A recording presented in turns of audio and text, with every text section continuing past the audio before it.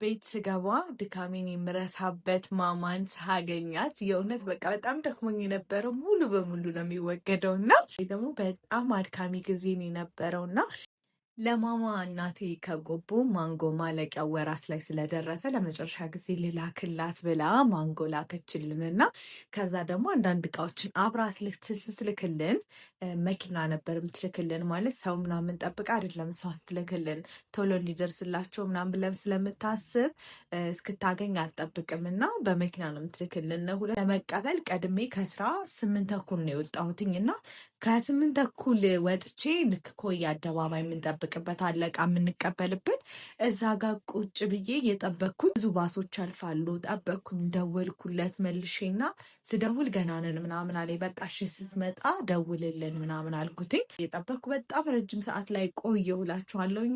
ለምልሽ ደርስ በቃ እደውላለሁ ምናምን ይለኛል እና ልክ ሲደርስ ደግሞ አያልፈኝም ደው ሲያልፈኝ ወደው ደወልኩኝ። ደውዬ ኧረ አቁምልኝ እኔ እኮ አንዴ ቆምነ እኮ ግን አጣውሽ አለኝ። እንግዲህ ቱሉ ዲምቱና ኮዬ ቅርብ ለቅርብ ነውና ያወረደው ቱሉ ዲምቱ አደባባይ ነው። እንዴት እንደሚያናዱነት ባሱ በሚሄድበት ቦታ ነው የነታደ መስሪያ ቤት የሚመለሰው እና እሱን ደውዬ እዛው ቁሞለትኝ ተቀብሎ ነው እንደገና ያመጣልና የባሱ ሹፌሮች ይህን ነገር አስተካክሉ ባካችሁ። ሰላም የኔ ውድ ቤተሰቦች እንዴት ናችሁ? ደህና ናችሁ? አለን እኛ እግዚአብሔር ይመስገን። ዛሬ እንግዲህ ይህንን ማዳበሪያ ስታዩ ከየት እንደመጣ መቼም ትጠረጥራላችሁና ከቆቦ ነው። እንክፈት እስኪ። ይሄኔዎች ለማማ መቼም የማትልከው ነገር የለም። ይሄው እዚህ ጋር እንቁላል ልካላታለች። የሀበሻ እንቁላል ይሄው ታይልኝ ደስ የሚል እንቁላል ነው። ወይኔ ሙሉዬ ትንሽ ነው እያለች ነበር። ይሄን ነው ትንሽ ነው የምትለው? ይሄ እኮ በጣም ትልቅ ነው። እዚህ ያለው እንደውም በጣም ትንሽ ነው። ይሄው እንግዲህ እንደዚህ አድርጋ ነው እውነት እንቁላሉን እስኪ እንዴት እንዳረገችው።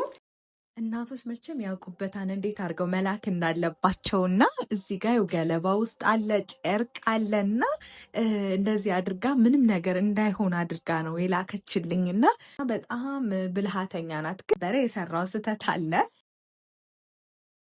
ሲይዘው ነው ታውቃላችሁ። እንደዚህ አንድ ላይ እንዴት እንደሆነ ሲመጣ ያልተሰበረውን አንቺ ሰበርሽ። እኔ ነኝ እንጃ አላውቅም። እንደዚህ ብዬ አላየሁትም እና እንደዚህ ስነካው ይኸውላችሁ እንዴት እንደሆነ እስኪ ይኸው አድርጌዋለሁ። ምንም ማድረግ አልችልም። ሌላው አልተሰበረም ብዬ ተስፋ አደርጋለሁ። እስኪ ሁሉንም እያወጣሁ ቼክ ላድርገው። እስኪ የሀበሻ እንቁላል ነው የላከችልኝ። ያው ብሩ በጣም ነው የሚለያየው ከዚህና የቆቦ ማለት ነው። የቆቦ ትንሽ ረከስ ይላል። አንድ በአንድ እናያለን። ግን ሆኖ ሙቀት ስላለው ይመስለኛል የተወሰነ እንዳይበላሽ ፈርቻለሁኝ እንጂ ሌላው በጣም ቆንጆ ነው። ትልቅ ነው። እዛ ስንት ነው እንቁላል? 23 ብር ነው የገዛችው። እዚህ 27 ብር ነው። እቺ የሀበሻ እንቁላል ማለት ነው። እንቁላሉ ልዩነት አለው። ማማ ያው ትወዳለች ምናምን ስላት በቃ የማማን እኔ ነኝ የምልከው አለች እና አንድ ላይ ነው ገዝታ የላከችውን። አሁን በዚሁ አጋጣሚ ደግሞ ማለት እናቴ ብዙ ነገሮች እየላከችልን እንደሆነ ታውቃላችሁኝ እና በቅርቡ ወደ ቆቦ ለመሄድ አስበናል እና ምን አይነት ስጦታ ይዘን እንሄድ አማክሮን እናንተ ቤተሰቦች። ያው እንግዲህ ማለት ስጦታ አለው እናትና ለአባታችን ስጦታ ይዘን መሄድ እንፈልጋለን። ስጦታ ደግሞ ምን አይነት ስጦታ እንስጣቸው የሚለውን ደግሞ ኮሜንት ላይ ጻፉልኝ ቤተሰቦቼ፣ እንድትጽፉልኝ ፈልጋለሁኝ እና ያው ብድር አይደለም የእናቱ ለታ መቼም አይከፈልም እና ብድር አይደለም ስለሰጠችን መልስ አይደለም፣ ግን እንዲሁ ለማስደሰት ያክል ደስ ለማድረግ ያክል ምን እንስጥ የሚለውን እጠብቃለሁኝ፣ አነበዋለሁኝ ቤተሰቦቼ። እንግዲህ በጣም ብዙ እንቁላል ነው የላከችልን በጣም ማለት ነው እና ደግሞ የሀበሻ እንቁላል አይመስልም። አንድ እንደዚህ የተጠረጠሰች አለችኝ እና በጣም እንደዚህ አይመስለኝም ነበር፣ ትልቅ አይመስለኝም ነበር። በጣም ቆንጆ እንቁላል ነው የላከችልኝ። እኔ ራሱ በጣም ገርሞኛል። ትንሽ ነገር በተፈጥሯ ነው የማትወደው ምንም ነገር ላይ ቢሆን ማለት ነው። ማሳነስ የሚባል ነገር አልፈጠረባቸውም። እንቁላል ነው የላከችልኝ።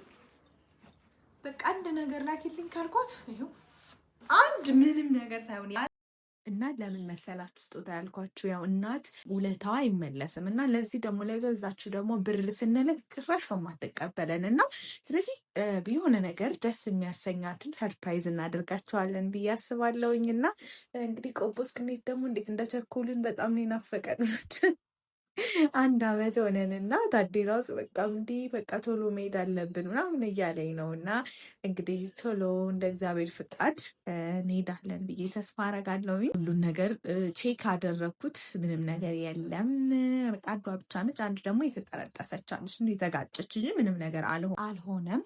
እና የቅድም የነገርኳችሁ ነገር ግን የእውነት ማለት ነው ሹፌሮቹ ይህን ቪዲዮ እንዲያዩ ቢያዩልኝ በጣም ነው ደስ የሚለኝ እውነት ለመናገር። ምክንያቱም በቃ ተከፍሎ እስከመጣ ድረስ እቃን በስነስርዓት ለባለቤቱ ብሰጥ እና ቤተሰቦች እንግዲህ ቪዲዮ ደግሞ እስኪ ላይክ አድርጉት። እውነት ሾፌሮቹ አይተውት በቃ ትምህርት እንዲሆን እፈልጋለሁ በጣምና ስርዓት የሌለው ነገር። እኔ ከዚህ በፊት ብዙ ነገር እየተላከልን ነው። በእርግጥ እንደዚህ ብዙ ጊዜ ገጥሞን አያውቅም። የላከችላት ምን ብትልክላት ጥሩ ነው? ለቤት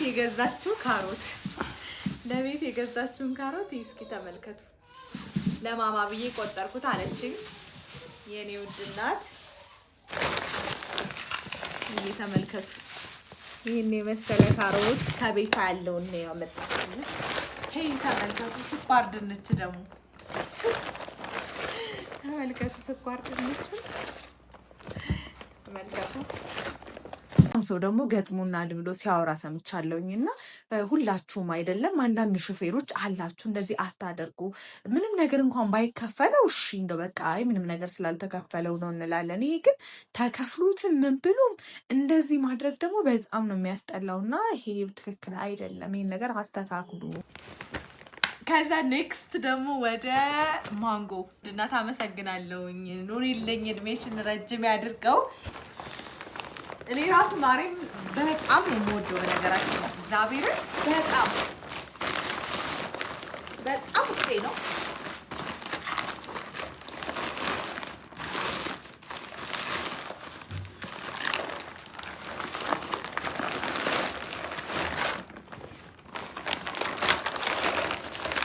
ዋው!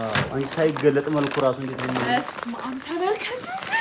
የሁላ ማንጎ ነው ይሄ ሁሉ ማንጎ እንግዲህ ከቆቦ ነው ያስመጣሁት። ማን አርግዘሽ እኮ በጣም ስታስቸግሪ ነበር። በደንብ ነበር ስራ ላይ ነበር። ማንጎ ከዛ ይሄ ኬክ ጣፋጭ ነገር በኢየሱስ ደስ የሚለው ይሄ ሩቅ ተኪዶ የሚመጣ ነገር አትጠይቂም አንቺ። በጣም ጫካ ሄዶ ጥቁር አፈር ምናምን ደስ ይላል ማለት እንደ አይነት ባህሪ ይልሽ።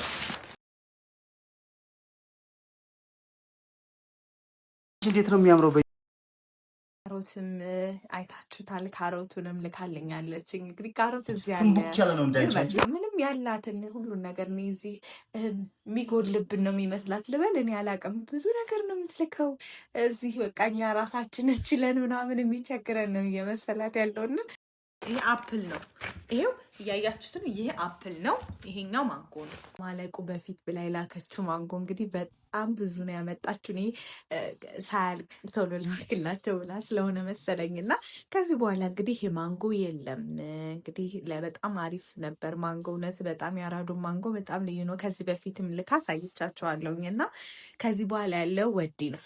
ወዲ ደግሞ በጣም ነው የምንወደው። እንግዲህ ስንሄድ በደንብ እንበላለን ብዬ ተስፋ አደርጋለሁኝ። እውነት ወዲ ለመብላት እንዴት እንደምጓጓ።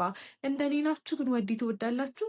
ወዲ ይባላል። ያው እኛ ጋር ወዲ ነው የሚባለው፣ እዚህ ጋር በለስ ነው የሚባለው። እዚህ አዲስ አበባ በለስ ነው።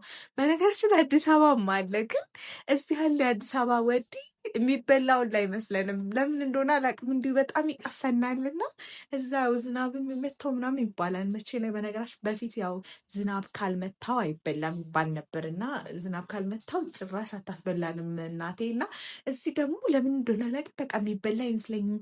ስንት ነው ያሉት? 20 ይሁን 30 ብር መሰለኝ አንዱና እንኳን ልበለው የውዲ ፍቅር ይዞኝ ልበላ ብዬ ወይ ታዴ ጫት በይም ይሄንን ምናምን አለኝ።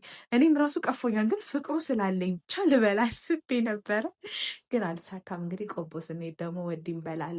በጣም እንግዲህ በጣም ናፍቆናል እና ቤተሰቦቼ እንግዲህ ዛሬ ያመጣችልኝ እናቴ ይሄንን ነው። እኔ እንግዲህ ቤተሰቦቼ ናቸው እና ያለኝን ነገር እናንተ ጋር የተሰጠኝን ነገር ወደ እናንተ አካፍያቸዋለሁ። ቤተሰቦቼ እንግዲህ በጣም አሪፍ ነው። ማማም ወዳዋለች እና እንግዲህ ማማ እያስቸገረች ነበረ። በስተመጨረሻ እንግዲህ ሰላምን አስይዤ ነው ይሄንን ቪዲዮ እየቀረጽኩ የነበረውና የኔ ውድ እናት እንግዲህ ጨምሮ ጨማምሮ ይስጥሽ። ስለዚህ ስንሄድ የምንገዛውን ነገር ደግሞ በጣም ነው የምፈልገው። የእናንተን ሀሳብ ኮሜንት ላይ ጻፉልኝ። ጭርሻ ስላያችሁት አመሰግናለሁ።